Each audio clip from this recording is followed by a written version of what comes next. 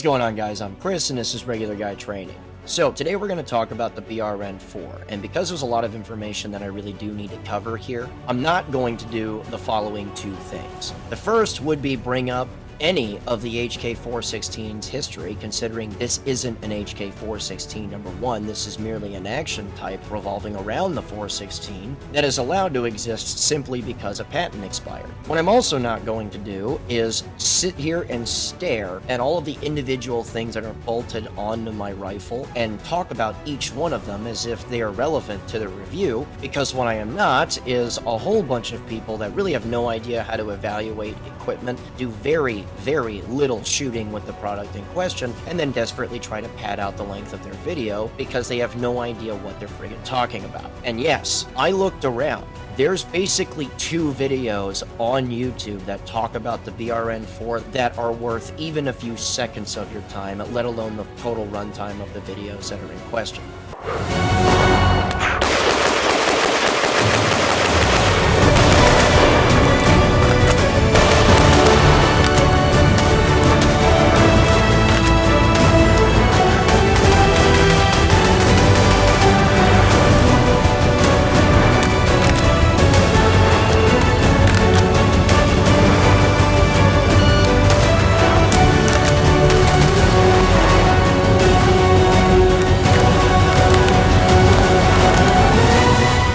So let's go ahead and talk about what the intent is behind this particular product in the first place. Brownells markets this as an upper receiver that you can throw on any lower, use an H2 buffer, and just go from there. So that's exactly what we did. Now, I had no idea really what to expect from this sort of thing, mostly because there's a lot of stuff in here that's sort of a non sequitur considering what you're used to when you've shot a lot of 416s before. And that is, well, what I'm traditionally used to when we start talking about this particular action type is I'm used to having to dig into it just a little bit more because the recoil impulse is a little severe compared to a bunch of other AR type rifles that are out there. What I'm also used to is not only is the cyclic rate kind of violent, the impulse is a little bit different too, so it's a little bit of a different animal that you got to get behind once we start talking about this particular subject. Once everything was mounted up and I started to zero it, the first thing that I noticed was this Vaxxon made barrel is gassed just about exactly where you would want it for reliability and shootability at the same time. What you notice is that the ejection unsuppressed, whether or not you're using trash house ammunition like PMC bronze, which is essentially really shiny Tula, or if you're using something like XM193, M855, or even Mark 262 spec stuff. If you're unsuppressed, what you're going to notice right away is that you never actually get all the way to 3 o'clock ejection. It's always a little bit more than that, or more likely around 4 o'clock ejection, which as far as this particular action type or design bolt and bolt lugs are concerned is just about exactly what you would want as far as consistency of reliability, wear on the parts, things like that. So great, it's well gassed and it works really well as far as that particular gassing is concerned. Now, when you change up a gas system like this, you would expect, okay, well, all the other moving components probably have some changes too, and while that is likely the case, it seems like all of the things that are changed in order to make this work were changed quite intelligently. For instance, I have no bowing whatsoever of the op rod, which you really wouldn't expect because the cyclic rate, while I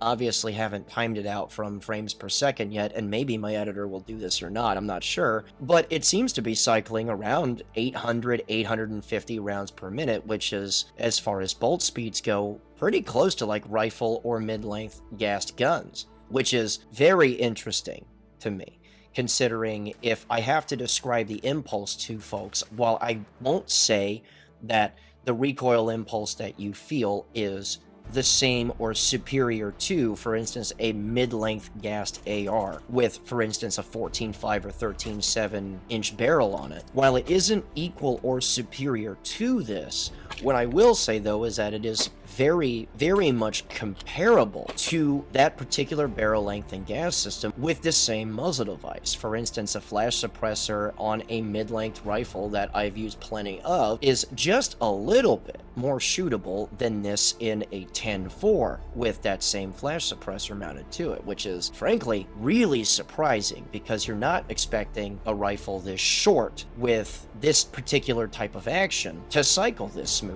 which is interesting to me because now it just means that I have more advantages walking into it, regardless to whether or not the primary advantage of this is to run suppressed really effectively. Speaking of, let's go ahead and talk about suppressing and whether or not this is up to snuff compared to its HK counterpart. Now, before this initial review, we fired just over 6,000 rounds through this upper receiver, 2,000 rounds of which were fired suppressed, and every time that we mounted the thing up suppressed, we would shoot 1,000 rounds straight without dismounting the suppressor unless it was to heat sink or make sure that I wouldn't carbon lock the suppressor itself to the muzzle device. That said, if we mounted a suppressor, we'd fire 1,000 rounds through the upper receiver with that suppressor mounted. Now, true to form, as far as 416s and that sort of stuff goes, it functions very well suppressed. It does not cloud up things a whole lot, I mean at all, as far as increased back pressure and that sort of thing in relation to the upper receiver, which means the moving parts are free to move quite well under basically whatever set of circumstances that we put it in. And also, with regards to the circumstances, this thing has been carried around and used in rain, sleet, and snow, and under multiple occasions it's been taken out, and I've essentially lived with it outside because I've had two separate occasions where I had a private small unit tactics course. The first one lasted 3 days, and the second one lasted just a tick over 5 days. Now, under both of these sets of circumstances, I didn't do a ton of shooting because you're teaching, not taking this particular class, but it does have to live outside with me. It does have to deal with all of my crap, deal with the elements, and in one particular case, during the 5-day stint, it's October in Mississippi, and the vast majority of the rounds fired by the students is at night, which means you have tons of moisture in the air at all times. 3 of these 5 nights were basically spent inside of a cloud because the mist would roll in and just stay there all night long. Now, anytime that I had to do demos or do some shooting or whatever, obviously there were no real issues whatsoever, but the cool part is that you really start to see some characteristics from certain guns when they're taken outside and used for extended periods, especially when you have to live outside. And the number one characteristic that I could assign to this in particular is bullring.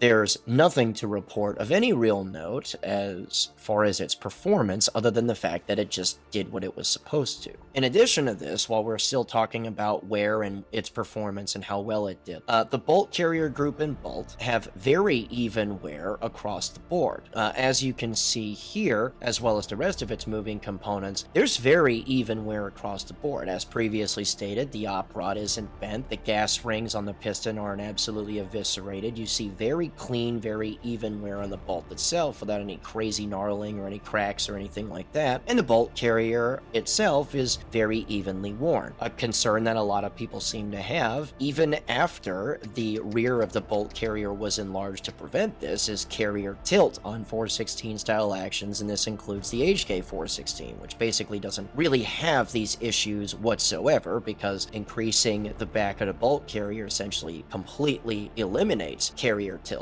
But still, it's nice to know that in this reproduction, it carries those design elements over to a much gentler action. And of course, that results in very even, very gentle wear on the moving components. Now, there's something else that's included in this particular package that I don't believe should be. And that is, and this is probably more for cloners than anything else, but you still have a firing pin spring that is inside of your bolt carrier group. Now, with regards to HK 416 actions, I understand why these springs are included. The action is so violent, and the firing pin itself moving under inertia could have real issues once you deal with, for instance, frangible ammunition with softer primers. There were some issues early on when these springs didn't exist of slam fires happening, but considering that this Brownell's action is significantly gentler compared to an HK 416, the need for this firing pin spring really just doesn't exist. So why it's included, I sort of understand because cloners are insufferable, but as far as overall function is concerned, I got rid of it basically instantly and never had any issues whatsoever because you're just not going to under these particular circumstances. Now,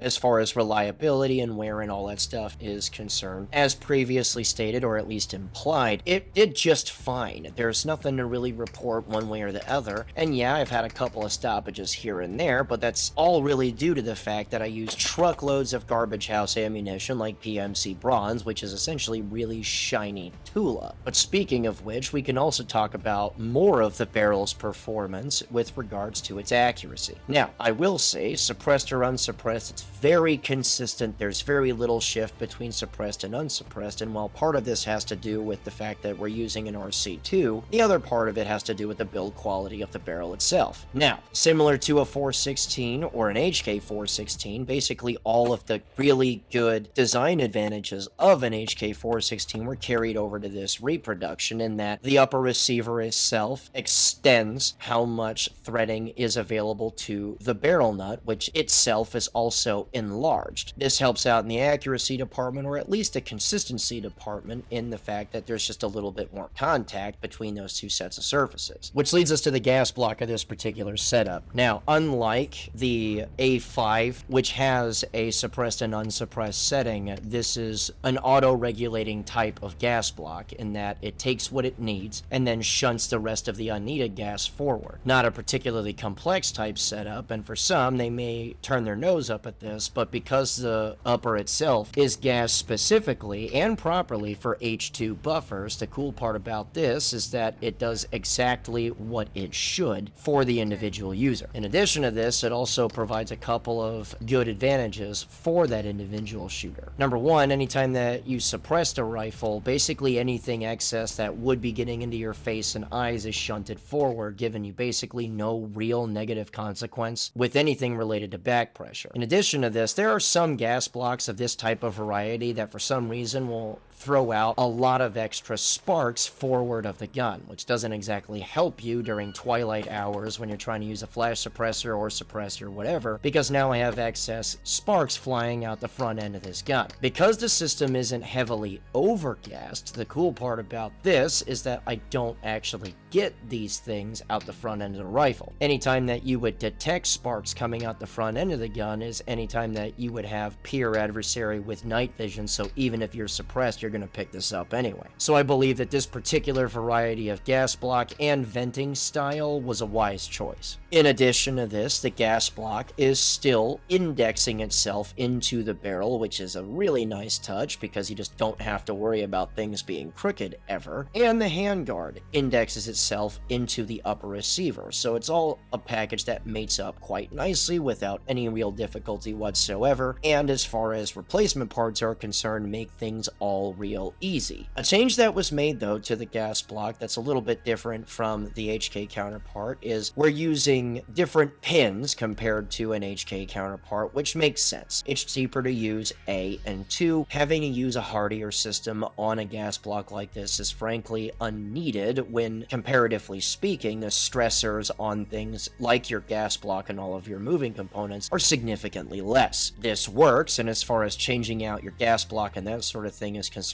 is no more difficult. All you have to do is use the correct tools when beating these pins out. So, now that I've started to talk about accuracy, but then completely left it to talk about something else, let's actually talk about the different types of ammunition that were used in this particular barrel. Now, we got a 1-7 twist, so it makes sense that Mark 262 ammunition works really well. Far as shot group comparisons and that sort of stuff is concerned, Mark 262 spec ammunition prints around 1 inch at 100 and then holds pretty consistently until you start to get to 300, which this is more a limitation of your barrel length rather than the accuracy inherent to the design itself. But we're about 1 minute of angle with decent ammunition. Crazy. As far as 55 grain and 62 grain stuff goes, basically all of it, whether it was military spec or garbage spec, was all essentially the same, because I would get something like 1.5-ish to 2-inch groups across the board. The worst of which being with, for instance, 55 grain PMC bronze, which again shiny Tula. Slightly tighter shot groups would result from something that you would expect, like XM193 is just a little bit over 1.5 to 1.5 inches, and the same thing from M855 spec ammunition. So all accuracy that you would expect from something like this as well. No surprises, no crazy performance dips or issues, none of that. And as you could probably expect, this thing performs quite adequately accuracy-wise, and once you get to around 300 with a 10.4, things start to open up a little bit more than you would expect out of like a 13.7 or a 14.5. Once you start to back up to 400 and 500 yards, now whether or not you are consistently hitting at these distances really just sort of depends on the ammunition that you're using and how aggressive the wind is that day. No big deal. So that's essentially where we stand on that. All very much wrapping things up in a nice neat little bow as far as that performance is concerned. It's essentially exactly what you would expect out of an equivalent internal piston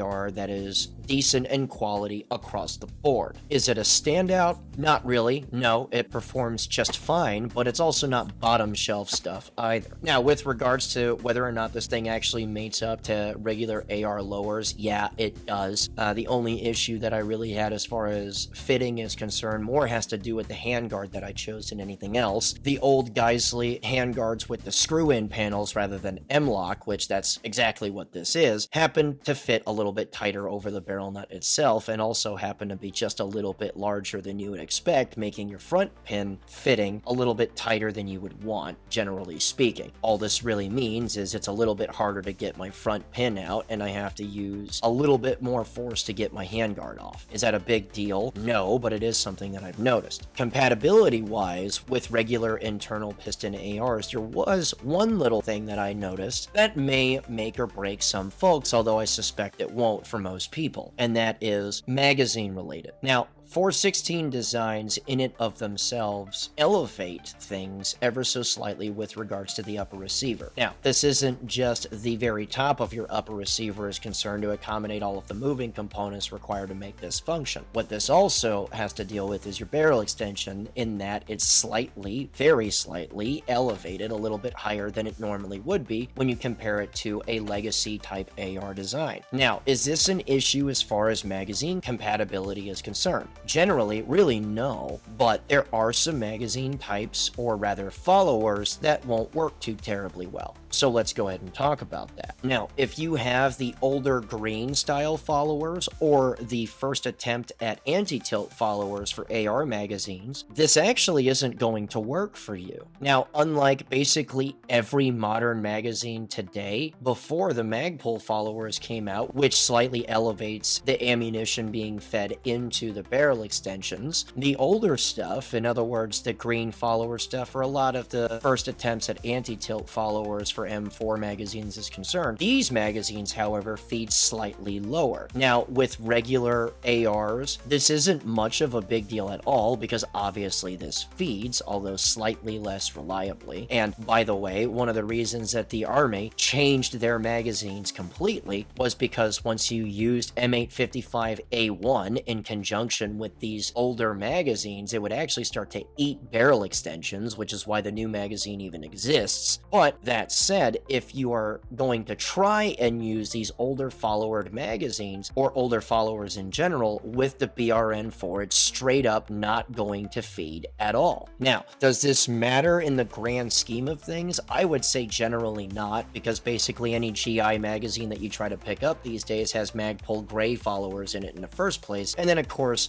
the most commonly used magazines that exist are the GI magazine with these Magpul followers, Magpul PMags, and Lancer magazines, or something like SureFeed magazines and something similar. In addition to this, HK416s in general were also designed around their own magazines to start with, which did in fact alter the dimensions of how this ammunition was fed. So, while there is a magazine compatibility issue, I would venture to say that generally speaking, if you were to look at your magazines right now, for most of you, none of the magazines that you own fall into this category of, well, this ain't gonna feed type magazines. But I figured that it's something that I should note, considering this is something that a lot of people can consider, because there are a bunch of people like me that are sitting on like 400 magazines, a bunch of which have these followers. That said, does it stop me from running the bejesus out of this particular system? Well, obviously no. So while speaking on all of this stuff, you'll notice that I haven't really brought up a couple of things that a bunch of people have. And this is mostly because they just really don't matter to me at all. The first one has to do with, yeah, there is a bunch of little chittering and that sort of stuff that you can see as far as machine marks from these receivers. And frankly, a lot of people look at this and say to themselves, well, if I'm gonna pay this much money for it,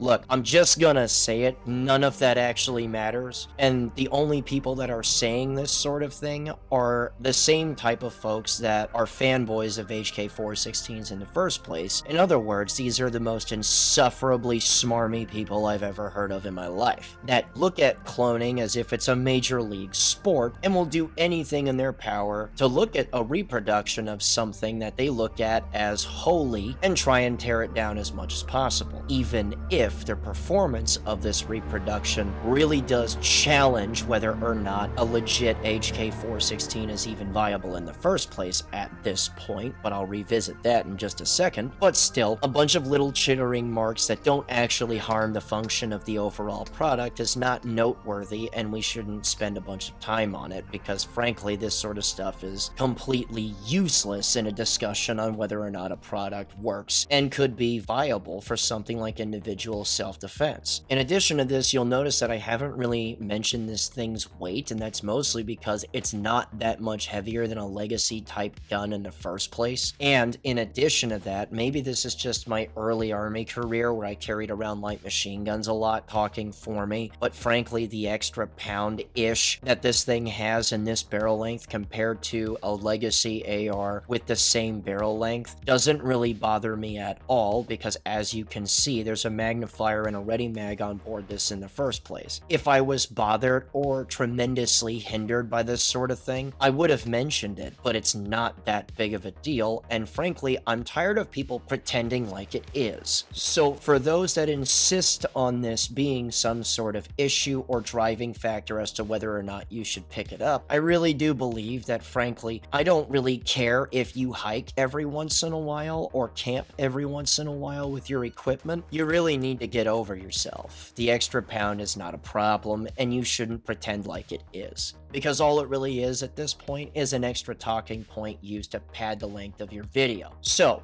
overall, would I say that this is something that is just superior to everything that has ever been produced? I'm not going to really say that, because there's a lot of different reasons that a lot of people pick up a lot of different stuff. That said, I really do believe that it should be in the conversation of a really solid tool that you can add that has a lot of different use cases. Principally speaking, if you suppress it and use it a lot, you'll notice that if you compare this to any internal piston gun that you have in the house, it simply just has better longevity by thousands of rounds over anything that you've got going on in the house. And at the same time, you could also use it in conjunction with suppressors, or rather sealed suppressors, that signature wise are always going to perform better than any flow through can that you've got on any internal piston gun that you have. It's just simply going to last longer and do the same job with fewer headaches. In addition to that, if it's unsuppressed, it's simply going to do what you need it to do, and under a lot of different sets of circumstances with the same barrel lengths and muzzle devices, and with something as simple as a standard carbine length spring and H2 buffer, will simply outperform a lot of 10.4s and 10.5s with regards to its shootability too, which is something that a lot of people are just not talking about, and I believe should be brought up, because with all the extra capability that you have, the fact that it's more shootable than these similarly length guns is surprising. In addition to the fact that this thing really does have some serious staying power, because Brownells acknowledges that a lot of people are buying a lot of this type of configuration and spare parts for it. So while you do see that a lot of stuff goes out of stock on their website, you also see that these out of stock products get replaced on a regular basis, which is significantly different than a lot lot of cool stuff that Brownells has done in the past where they'll start up a cool project, see that not a whole lot of people are buying it, and then making a solid business decision will simply pull the product or discontinue it or whatever. These guys acknowledge that a lot of BRN-4 related stuff in a lot of different configurations are being picked up. So not only can you get a 10-4,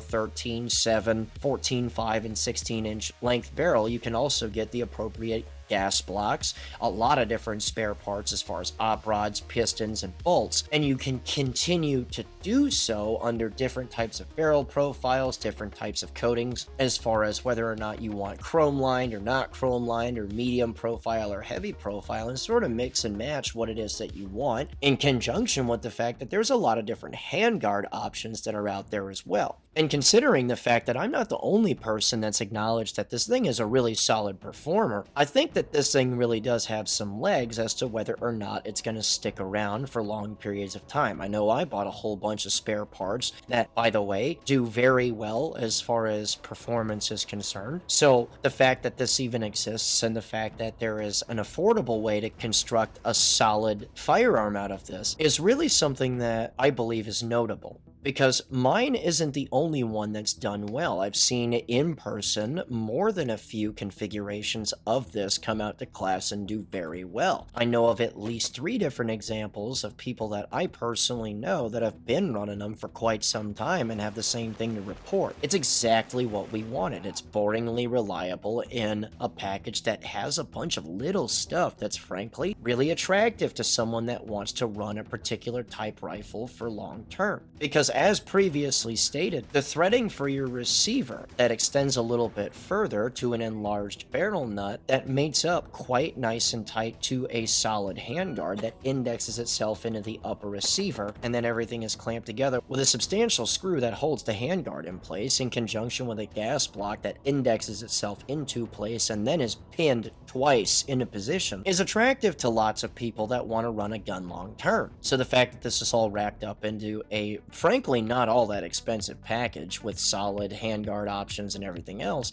that doesn't have to be mated to a special lower receiver or buffer or any of that is something that I personally would just consider. And yes, I understand that there's other options that exist, and some people may find more or less value depending on what it is that they look at, but at least for me, for my money, this thing has earned a right to be here for quite some time, and you're probably going to get more than one follow-up review on how this thing is done once we've started to stack up tens of thousands of rounds on it, so I guess I'll see you there when it happens. But that said, guys, that's all I really got on it. So, if you want to support us either through social media or Patreon or any of that stuff, links to all of that are in the description below. My entire class schedule for 2025 has been released, and also, by the way, remember, we're still in a holiday sale that's going to extend to December 26th. And listen, a lot of class slots are rapidly going away. So, if you want to scoop up your slot for a class based on a location that's close enough to work out well for you, you might want to pick it up before these slots go away.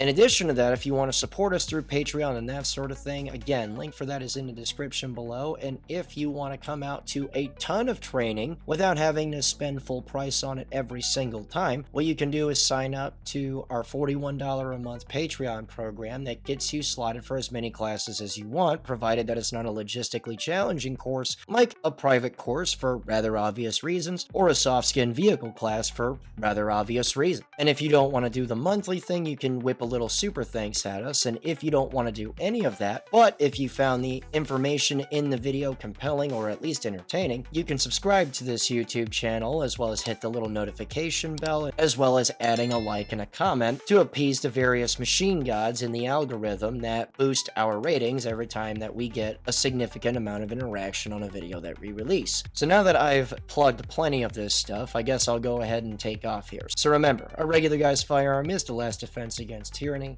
Easy.